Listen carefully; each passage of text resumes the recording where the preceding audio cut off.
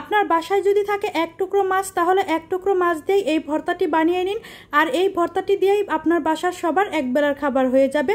আর এটা খেতেও এত বেশি মজার যে সবাই পাগল হয়ে যাবে।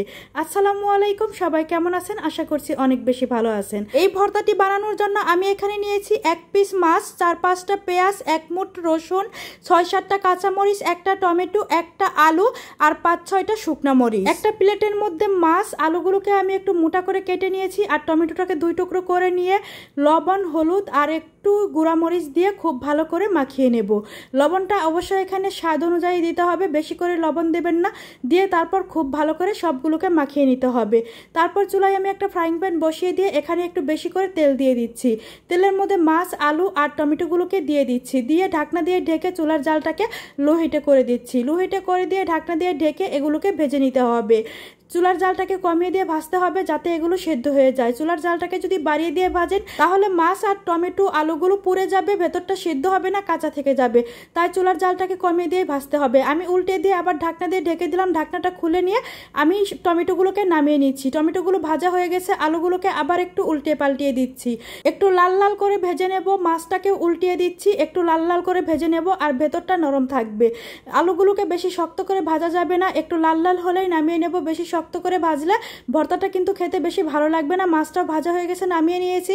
এখন এই তেলের মধ্যেই আমি মরিচগুলোকে ভেজে নিচ্ছি। মরিচগুলো ভাজা হয়ে গেছে, এখন মরিচগুলোকে নামিয়ে নিয়ে আগে এখানে দিয়ে দিলাম রসুন। রসুনগুলো একটু মোটা, তাই রসুনগুলোকে আগে ভেজে নিচ্ছি। তারপরে দিয়ে দিলাম কাঁচামরিচ, দিয়ে তারপর একসাথে নেড়েচেড়ে ভেজে নিচ্ছি। রসুনগুলোকে একটু লাল লাল করে ভেজে নিতে হবে। আর কাঁচামরিচগুলো ভাজা হয়ে গেছে তাই আমি তুলে নিলাম।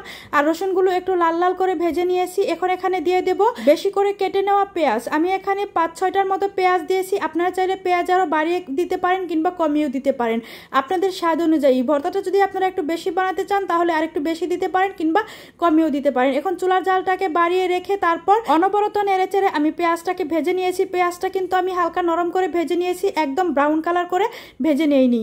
তারপর যেই প্লেটের মধ্যে আমি ভর্তা বানাবো সেখানে আমি শুকনো মরিচগুলো নিয়ে তারপর এখানে নিয়ে নিয়েছি স্বাদ মতো লবণ। লবণটাকে এখানে বুঝে নিতে হবে, যেহেতু আগে লবণ দেওয়া আছে তাই এখানে একটু বুঝে লবণ নিতে হবে। তারপর মরিচটাকে গুঁড়া করে নিয়ে তারপর এখানে দিয়ে দিলাম আলুগুলোকে মেখে নিয়েছি।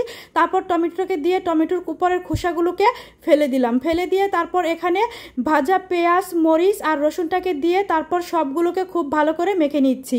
আর রসুন আর কাঁচা মরিচগুলোকে আমি হাত দিয়ে একটু ভালো করে মাখিয়ে নিচ্ছি যাতে গলে যায়।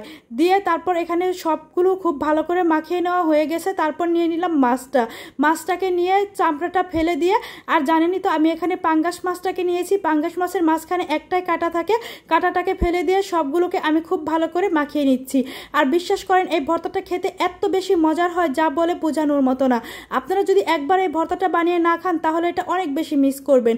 আর ভর্তা বলতেই সরিষার তেল যদি না দেন তাহলে কিন্তু ভর্তাটা খেতে একদমই মজা লাগবে না। আমি সরিষার তেল দিয়ে তারপর দিয়ে দিলাম 1 মুঠ ভর্তি করে ধনিয়া পাতাটাকে দিয়ে খুব ভালো করে মেখে নিলাম। মেখে নিয়ে এখন আমি এটাকে বল বল করে নেব।